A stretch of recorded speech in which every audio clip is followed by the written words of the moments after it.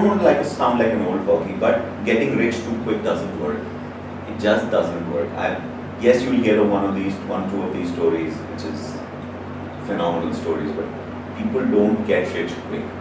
And if you believe that you're this 22-year-old guy who at 23 wants to make $10 million, probably be very tough to do, because you're either going to make it out of drugs or gun running or by cheating someone. Otherwise, you won't make that $10 million.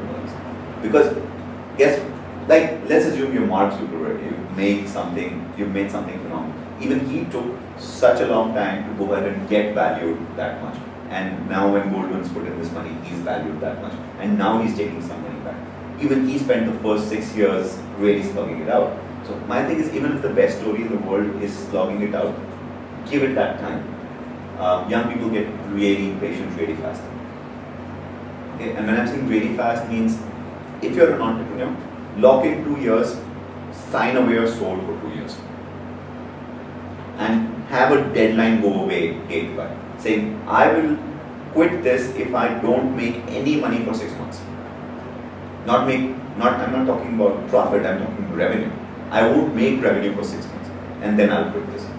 Or I will have to be nearly declared bankrupt to go to this. Or this is 10 lakh rupees I'm putting into this entire thing. When I run out of it on the last line, I will.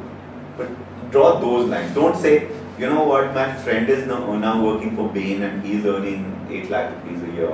I also should have done it. Or don't give in to pressure from your parents saying, look at your friends, what they're doing. No. You decide to be an entrepreneur, decide to be an entrepreneur. Do you think people can decide to be entrepreneurs, or they just build as entrepreneurs? Is it a mindset? It's a calling. Or is it, it's a calling. Is it something that you can choose?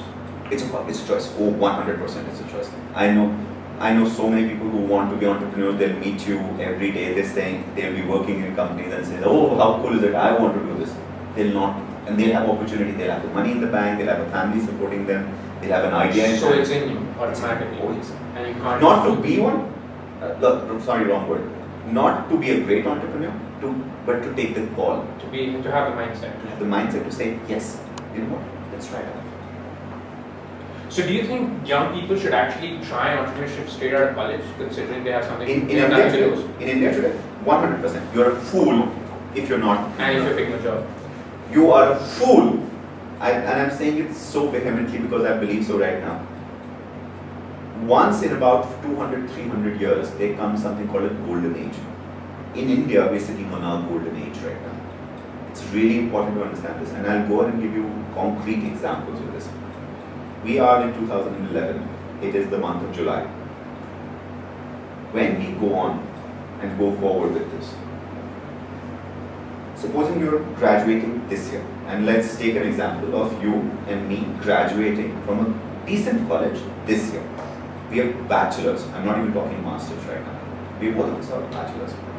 You decide that you will straight off jump into an MBA. I decide I will work for 2 years.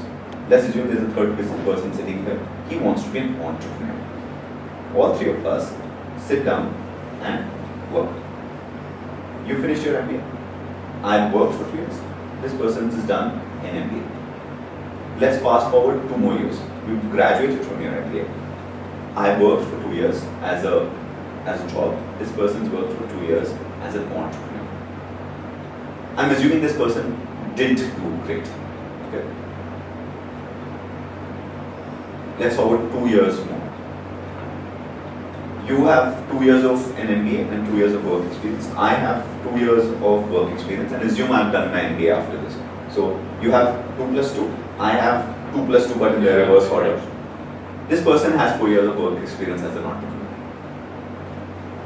Guess who will get, and he says now it's a failure. It's not done too well. And let's assume a really good company comes to hire a person.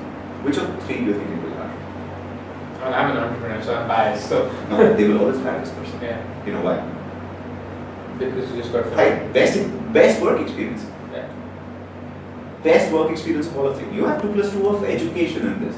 He's learned your entire MBA better. So if the worst that will happen, and I will tell you, you can go ask HR manager after HR manager from Infosys to Fortune 500 companies of India to any other company. They will hire that person 9 out of 10 times.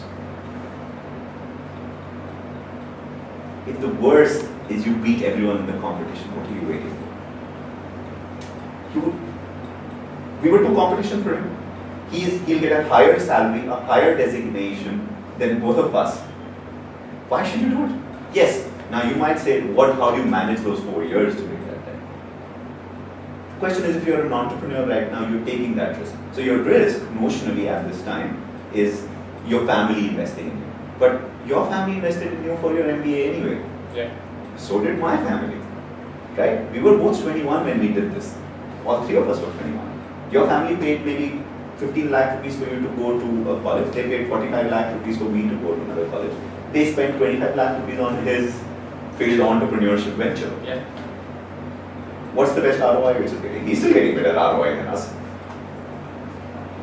So, and this is only happening in India today. This would not have been the case 10 years ago. It won't be the case 10 years from And now. it's not happening anywhere else. And it's not happening anywhere else. So this is my final question. What next? I mean, you're 32 now? You just turned 32 this year? 3 years to retire, so. You have 3 years to retire. I mean, you're already kind of in retirement stage, the time is in the rough. But where are we seeing this? Where's this journey taking you? Any plans? No plans yet. So you're not bored yet? No, I'm not bored. Yeah. I have now 14 companies. I'm having a lot of fun. I will continue to go enjoy myself as long as I can go ahead and create. It is such a thrill creating stuff. And what I encourage for a lot of people is to find that thing that is your calling. Find something that you can do day in and day out and have fun. Some people love sports. Sachin Tendulkar is a great example. Like, he loves playing cricket. So a lot of people saying, why don't you retire right now? And he's like, but why? I am having fun doing this, guys. He's found his calling. He's so great at it because he has fun every time he's like a child sometimes. I love what I do. I just phenomenally love what I do. Find that. It might take you time. Find that. It might be painting. It might be bowling a cricket ball. It might be playing with kids. It might be cooking great food. Find that thing which is absolutely great for you. Keep innovating. For example, I like creating, so I'll keep creating companies. And I'll find CEOs who will go run that company. And I'll find investors who will put money there. Because I'm not good at that part. But I'm great at creating them. So find what is yours. Find what is yours and just embrace it. It's going to be so fun. It's a pleasure talking to you, Akshat. As always. I'm glad you are one of those entrepreneurs who's listened to me. So it's all good. I hope the coming years, lots more companies, lots more ideas. I look forward to seeing you. And that was Akshat Rathee, one of India's youngest, fastest growing entrepreneurs. And we'll be back again next time with some more interesting stories. Stay tuned.